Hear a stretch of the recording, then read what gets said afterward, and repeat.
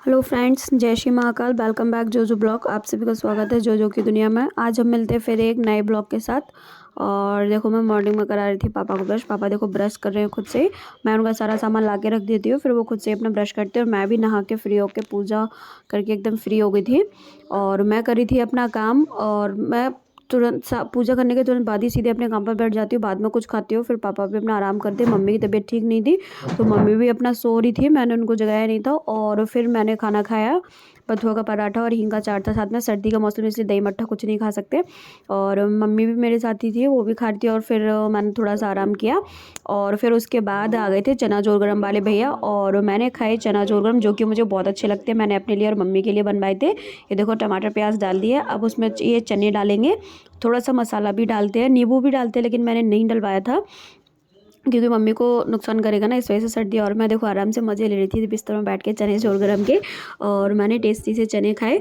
फिर उसके बाद मैं कुछ नहीं करी थी, अपना बैठ गई थी। मैंने कहा क्या करूँ समझ नहीं आ रहा, क्योंकि मम्मी पापा की तबीयत ठीक नहीं थी, वो भी लेटे थे।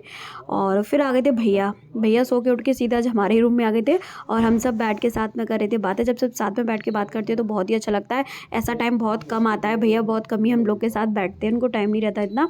और फिर भैया बोले आज चाय बना के लाओ, क्योंकि भैया बहुत ही कम चाय पीते, कभी कभी चाय पीते। तो फिर मैं चाय बना के लाई, सबने साथ में चाय के मज़े लिए। पापा पहले ही चाय पी चुके थे, उनकी फीकी चाय थी इस वजह से।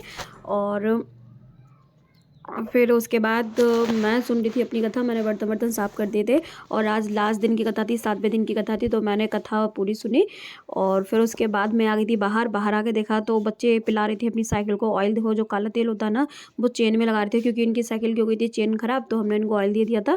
तो ये अपनी अपनी साइकिल में ऑयल लगा रहे थे दोनों ही। और ये देखो, मैंने कहा पूरा पिलाई दोगे क्या उसको, लगाए जा रहा लगाए जा रहा। मैं कहा, रुको भी जाओ, कपड़े गंदे हो जाएंगे सब।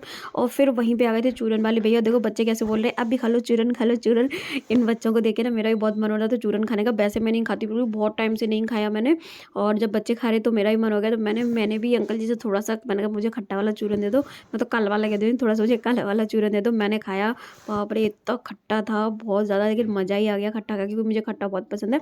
फिर आ गई थी बतख। और बतख देखो कैसे सपना का इंतजार कर रही है, क्योंकि वो डेली इनको रोटी डालती है, इस वजह से सपना को बार बार आवाज़ लगाती है। मैंने कहा सपना बाहर आ जाए, इनको रोटी डाल दे, बेचारी इंतजार कर रही है बतख तुम्हारा। मेरे यहाँ पे रोटी थी नहीं, शाम का टाइम था तो थी नहीं, तो मैं ही डाल देती। और फिर जब घेर में गई, घेर में जाके देखा तो मम्मी कर रही थी भैंस का काम। देखो पूरा कूड़ा उड़ा भर रही है उसमें। और फिर इसको ना पीछे हमारा घूरा है ना, उस पर फेंकने जाती है। ये नहीं है, और भैंस देखो दिख रही है क्योंकि भैंस को अंदर बांध दिया था। और पापा का मम्मी देखो पापा का बिस्तर सही करके उनको लेटा रही थी, क्योंकि पापा ना तुरंत ही बिस्तर को ख़राब कर लेते हैं। और खाना वाना खा के हम लोग फ्री हो गए थे, मम्मी ने पापा को लेटा दिया था। और देखो मम्मी आज कितनी सारी मिठाई ली है। मुझे मैं बताऊँ ये मिठाई किसके लिए इतनी सारी, ये है मेरी भैंस के लिए, क्योंकि मेरी भैंस को लग गई सर्दी, मैंने बताया था ना आपको।